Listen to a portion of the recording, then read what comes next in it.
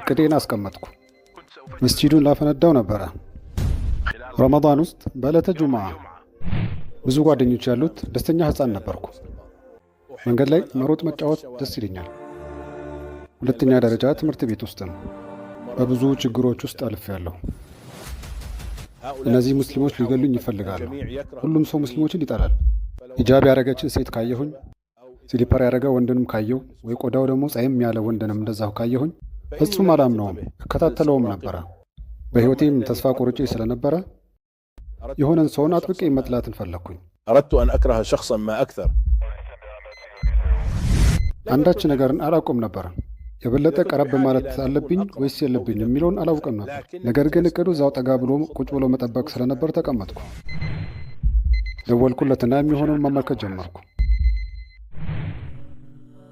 አሰላሙ አለይኩም ወንድሜ ሪቻርድ፣ ጥሪያችንን አክብረ በመምጣትህ እናመሰግናለን። ወደ ቻናላችን በመምጣትህም እጅግ ደስተኞችን እናመሰግናለን። በቅድሚያ ሪቻርድ ማኪኒ ማን ነው? ስለ ሕይወት እስኪ አጠር ባለ መልኩ ልትነግረን ትችላለህ? ወአለይኩም ሰላም ወራህመቱላህ። እኔም እናንተ ጋር በመሆኔ ደስተኛ ነኝ። መልሱ ትንሽ የተወሳሰበ ነው። የተወለድኩት ካሊፎርኒያ ውስጥ ሲሆን ያደግኩት ደግሞ ኦሃዮ ውስጥ ነው። እድሜ ወደ 18 ሲሆን ወደ ውትድርና ተቀላቀልኩኝ። ሁለት የትግል ተልእኮች ስለነበሩ ከዚያ ተናስቼ ተሳፈርኩ። አንደኛው ተልእኮ 1989 በነማ ውስጥ ነበረ። ሌላኛው ደግሞ በ1991፣ 92፣ 93 ወደ በረሃ ጋሻና ወደ በረሃ ማዕከል ውስጥ ነበረ። ሶማሊያ ውስጥም ነበርኩኝ። ከዚያም በኋላ ለ2 ዓመት እረፍት ብዬ ወጣሁኝ። እረፍቴን እንደጨረስኩ ወደ ውትድርና የተመለሱ። ከዚያም 2006 ላይ ኢራቅ ውስጥ በደረሰብኝ አደጋ ምክንያት ሙሉ ለሙሉ አቆምኩኝ። በ2009 ደግሞ እስልምናን ተቀበልኩ። እናም አሁን አንዲያና ከተማ ውስጥ ወዳላችሁ መስጂድ እመላለሳለሁ። የበፊቱን የተሳሳቱ አመለካከቶችን ለመለወጥ ወደ ተለያዩ አካባቢዎችም እጓዛለሁ። ከእስልምና በፊት ሕይወትህ እንዴት ነበር? በምንስ ታምን ነበረ? እንደ በርካታ የአሜሪካን ሕፃናት የክርስትና አስተምህሮትን ስማር ነው ያደግኩት። አስተምህሮቱን አውቀው ነበረ፣ ግን ግልጹን ልንገርህና ትክክለኛ ክርስቲያን ነበርኩኝ። የእምነቱን አይዲዮሎጂንም እቀስም ነበር። ይሁን እንጂ እምነት ነክ ነገር ሕይወቴ ላይ ብዙም ተጽዕኖ አልነበረውም። አስተምህሮቱ ሁሉ አፈታሪክ ሆኖ ይታየኝ ነበር። ብዙ ዝባዝንኪ ነገሮችንም እመለከት ነበር። ከሱ ይልቅ ግን ሀገሬ በሚለው ነገር ላይ አምን ነበር። ሰዎችንም እንደዛ እያልኩ ሰብክ ነበረ። ጥሩ ተምሳሌት ማለት ባንዲራ ነው እላቸው ነበር። ይህ ነበር በወቅቱ የነበረው መልካም የማስረዳት ስልቴ። ከዛስ ምን ተፈጠረ? ወደ ውትድርናስ ለመግባት ምን አነሳሳ? በወጣትነት ዕድሜ ላይ ያለኝ በጣም በርካታ መጥፎ ነገሮች ውስጥ ገብቼ ነበረ። በወጣትነት ዕድሜ ላይ በርካታ መጥፎ ነገሮች ውስጥ ገብቼ ነበረ። ልክ እንደ ሐሺሽ የመሰለ ማለት ነው። ከቤተሰብም ሸሽቼ ወጣሁኝ። ከዛ በኋላ ነገሮች ተቀያየሩ። ያኔ ወደ ውትድርና ለመግባት ተገደድኩኝ። ይሄ ፍጹም ትክክለኛ ውሳኔ ነው ብዬም አመንኩ። ብዙ ነገሮችም ተቀያየሩ። ከዛ በኋላ ለሙስሊሞች የነበረ ያ ሁሉ ጥላቻ ውስጥህ ላይ እንዴት ሊያድግ ቻለ? ከምክንያቶች አንዱ የነበረው ሙስሊሞች ሊገሉኝ ይፈልጋሉ ብዬ አምን ነበር። በአጭሩ ለማስረዳት ይሄ አንዱ ምክንያት ነበር ማለት እችላለሁኝ። ከውትድርና እንድወጣ ያስገድደኝ አንዱ ምክንያት ልንገርህ። ያኔ አደጋ የደረሰብኝ ጊዜ የተፈጠረው ልንገርህ። 2006 ላይ ኢራቅ ረማዲ ከተማ ውስጥ ነበር። ትልቅ ባለስልጣን አለበት በተባለ በአንድ ህንፃ ላይ እጅግ ፈጣን የሆነ የማጥቃት ተልዕኮ ካወንን። በእርግጥም አንድ ትልቅ የአልቃኢዳ መሪ ህንፃው ስር ነበረ። እናም ወደዚያ ሄደን ይዘነውም ልንወጣ ነበረ። መሳሪያችንም ዝግጁነታችንም የተሟሉ ነበር። ነገር ግን ስንገባ አላገኘነውም። ማንም ሰው ውስጥ ላይ አልነበረም። እታች ማንም አለመኖሩን ካረጋገጥን በኋላ ወደ ሁለተኛው ፎቅ ወጣን። ከዚያም ጥለን ለመውጣት መዘጋጀት። በዛ መሃል ወደ ጎዳና አስፋልት ተመለከትን። ሁሉም ነገር ባለበት ነው ብዬ በዛን ወቅት ብቸኛው የማስታውሰው ነገር እታች ህንፃው ስር አንድ ትልቅ የተቋጠረ ፈንጂ ነገር አየሁኝ። ከዚያም በከፍተኛው ፈነዳ። እኔ ላይም ጉዳቱ ደረሰብኝ። ግድግዳው ላይ ወደ ጎዳና የሚያሳይ ሰፋ ያለ ክፍተት ነበር።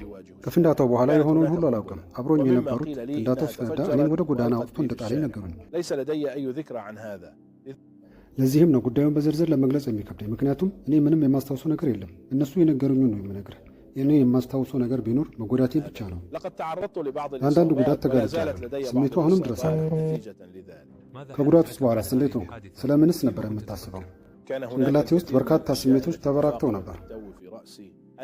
እነዚህ ሰዎች የሚሰሩት ስራ ሙስሊሞች እኔን ሊገሉኝ ይፈልጋሉ እያልኩ አስብ ነበር። በሕይወቴ ተስፋ ቆርጬ ስለነበረ አንድን ሰው መጥራት አለብኝ አሉ። ይሄ ደግሞ በዛን ጊዜ እጅግ በጣም ቀላል ነገር ነበር።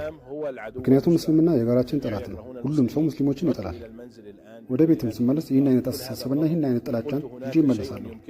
ከዛም በውስጤ አንድን ነገር ማድረግ እችላለሁ ብዬ አመንኩ። ፕላንም አወጣሁ። በ3 ዓመት ውስጥ የምፈልገውን አይነት ፈንጂ የመስራት የሚያስፈልጉኝ እቃዎችን የማገት ዕድሉም ነበረኝ። በስተ መጨረሻም ለራሴ በቂ ጊዜ ሰጥቼ የሰራሁትም ይህን ነው። ፈንጁንም እየሰራሁኝ እነዚህ ሰዎችን የት ነው የማገኛቸው እያልኩ ራሴንም ጠይቅ ነበር። አንዳንዴ ብዙም አይታዩም ነበር። ስለዚህ ረመዳን ውስጥ ይሻላል አልኩ። ረመዳን ውስጥ ከጁሙዓ በኋላ ሁሉም እዛ ይሰባሰባሉ። ለምሳሌ እንደ ካቶሊክ ክርስቲያኖች አይነት በተመለከተ በዓመት አንዴ በክሪስማስ በዓል ጊዜ ብቻ ታገኛቸዋለህ። ሌላ ጊዜ ግን አታያቸውም። ድርጊቱን ለመፈጸም ያሰብከው የት ነበር? እቅድህስ እንዴት ነበረ? በተወለድኩበት አካባቢ አንድ እስላማዊ ተቋም ነበር። ይሁን እንጂ ስለ ሰዎቹ ምንም የማውቀው ነገር አልነበረም። እናም ከዚህ በፊት እዚህ ቦታ በተደጋጋሚ ሲሰባሰቡ አያቸው ነበር። በተለይ ጁምዓ ቀን እጅግ በርካታ ሰው ሲሰባሰቡ መመለከት ነበር እና ስለ እነዚህ ሰዎች በደንብ አወቁ። ስለ ባህሪያቸው፣ እንቅስቃሴያቸው ሁሉ አወቁ። ስለዚህ ፈንጂውን እዚህ ባስቀምጡ ያገኙት ይሆናሉ። እቅዱ ደግሞ እንዲከሽፍ አልፈለኩም። ስለዚህ ተስማሚ የሆነ ቦታ አላገኘሁም። ከጊዜ በኋላ ግን የመርከዙና የአካባቢው ኃላፊ ሆኜ ተሾምኩ። ያኔ የመርከዙ ዙሪያ በደንብ መቃኘት ቻልኩ። ህንፃው ዙሪያ ማንም እንደማይንቀሳቀስ ተረዳሁ። ከህንፃው በኋላ በኩል ጥሩ ቦታ አገኘሁና እዚህ አስቀምጠዋለሁ ብዬ ወሰንኩ።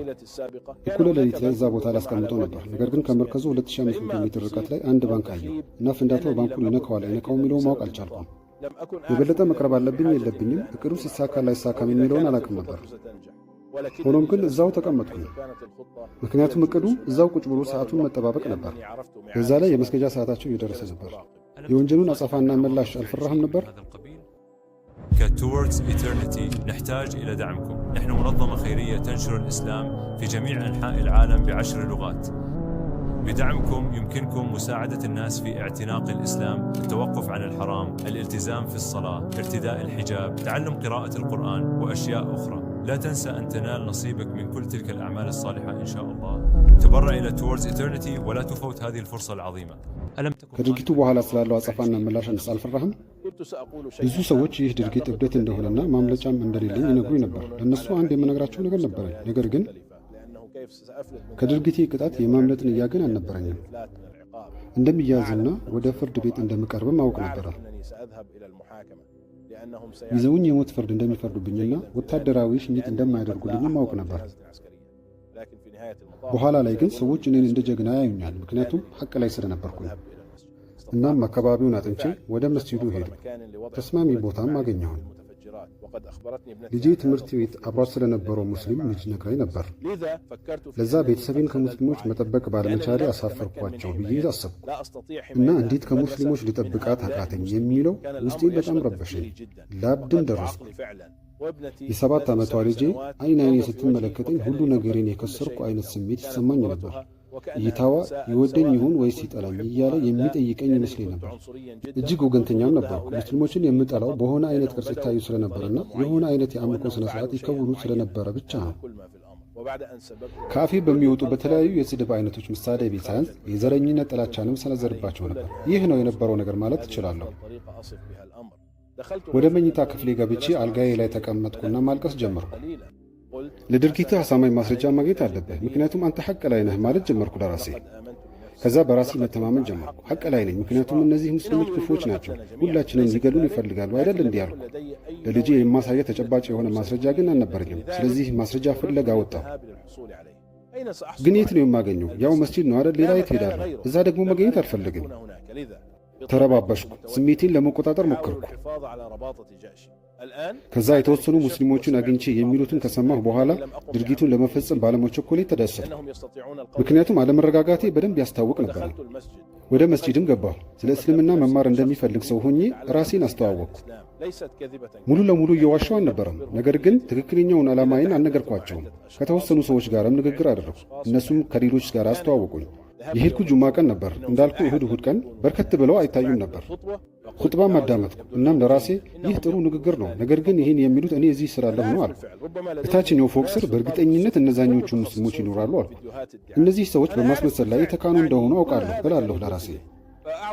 ከዛም ቁርአን ሰጡኝ። ይዤው ቤት እንዲሄድና እንዳነበው እንዲሁም ጥያቄ ሲኖረኝ ተመልሼ መጥቼ እንድጠይቃቸው ነገሩኝ። በመጨረሻም ያው ዋነኛው የመርዛቸውን ምንጭ አገኘው ብዬ በጣም ደስ ብሎኝ ነበር። መጽሐፍ ውስጥ ያለውን ደግሞ አንድ ሰው ያብራርልኛል አልኩ። ይህማ ሎተሪ ዕጣ ከማሸነፍ በላይ ደስ የሚል ስኬት ነው አልኩ። ከዚህ በኋላ በቃ ብዙ ድካም አይጠበቅብኝም። ያደረግኩትም ይህን ነው። መጽሐፉን አነበብኩ። ወደ እነሱም ተመላልሼ ሄድኩ። እነሱም ያ ሙስሊም ያልሆነ ሰውዬ መጣ፣ ሁሌም እዚህ ይገኛል እያሉ ይገረሙ ነበር። በጣም አነብ ነበር። ጥያቄ ሲኖረኝም እየሄድኩ ጠይቃቸዋለሁ። ከጊዜ በኋላ ግን ሁሉም ሃይማኖቶች የራሳቸው ቅዱስ የሆኑ መመሪያ መጽሐፎች እንዳላቸው መረዳት ጀመርኩ። መጽሐፉ ደግሞ የሕይወት መርሃቸውን የሚያሳያቸው ነው። ወደ አንድ አቅጣጫ የሚመራቸው ማለት ነው አይደል እንዴ? የመጽሐፉን መመሪያ ደግሞ በቻልከው መጠን ልትኖረው ይገባል። እናም ቁርአን ውስጥ ያሉትን ነገሮችን አነበብኩ። ከዛም ስለ እነዚያ ሲተኩሱብኝ ስለነበሩ ሰዎች ዘግናኙ ድርጊታቸውና ስለ ቁርአኑ አስተምህሮ አነጻጸር የተለያዩ ሆኑብኝ። እነዚያኞቹ ሙስሊሞችና እዚህ አንዲያናው ያሉ ሙስሊሞች ባህሪና ድርጊታቸው ጋርም እንዲሁ የተለያዩ ናቸው። ስለዚህ እነዚህኞቹ ሙስሊሞች እንዳሰብኳቸው ክፉዎች አይደሉም። ያኔ ስለ እስልምና የነበረኝን አስተሳሰብ የገነባሁባቸው ሰዎች የእስልምና ሳይሆን የክፋት ተምሳሌቶች ነበሩ። ገጽታቸው እስልምና ይመስላል እንጂ ትክክለኛው እስልምና ግን አልነበረም። ስለዚህ ቀስ በቀስ አመለካከቴ መቀየር ጀመርኩ። ከዛ በኋላም በተለያዩ ስሜቶች ውስጥ አለፍኩ። የተወሰኑ ጥሩ ሙስሊሞች አሉ ሲባል እሰማ ስለነበር ምናልባት እነዚህ ጥሩዎቹ ሙስሊሞች ናቸው እንጂ ማለት ጀመርኩ። እንደገና ሌላ ሙስሊሞች ጋር እየተዋወቅኩ ስመጣና ኢንተርኔት ላይም ሆነ ሌላ ቦታም የበለጠ ጥናት ባደረግኩ ቁጥር እንዲሁም መጥፎ ገጽታን የያዙ ቪዲዮዎችንም ሳይ እነዚህ ሰዎች የእውነት ክፉ የሆኑ ሰዎች እንዳሏቸው ተረዳሁ።